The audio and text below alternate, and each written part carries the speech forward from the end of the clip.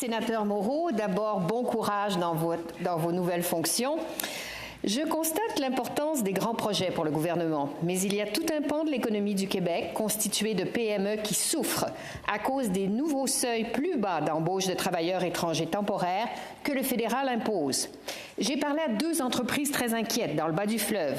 Aliment Asta a dû se départir d'une 40aine de ses employés pour respecter les quotas fédéraux et elle perd des revenus car elle ne peut pas faire autant de coupes de viande qu'avant. Même inquiétude chez Portes et Fenêtres Lepage Millwork, qui craint de perdre 45 travailleurs temporaires en janvier alors qu'elle a investi dans l'expansion de l'usine. Pourquoi nuire à ces entreprises? Sénateur Moreau. Merci pour la question. Je pense qu'évidemment, l'objectif du gouvernement n'est pas de nuire aux entreprises et nous sommes très au fait de la difficulté dans certains secteurs de recrutement d'employés qui résident ici au Canada. La question des travailleurs employés, particulièrement dans le domaine de la transformation et dans le domaine agricole, est une question que je connais bien. Je connais bien ces entreprises-là.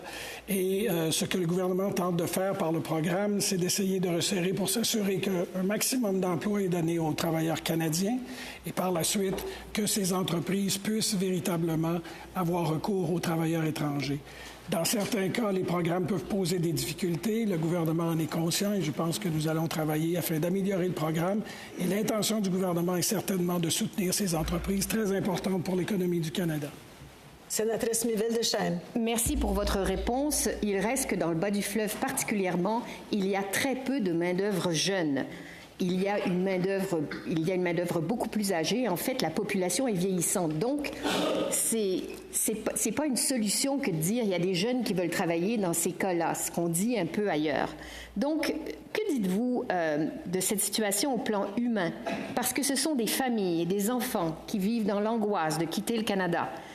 La diminution des quotas de travailleurs étrangers est-elle vraiment à l'avantage de l'économie du Québec? En fait, Merci, sénatrice Miville-Deschênes. Sénateur Moreau.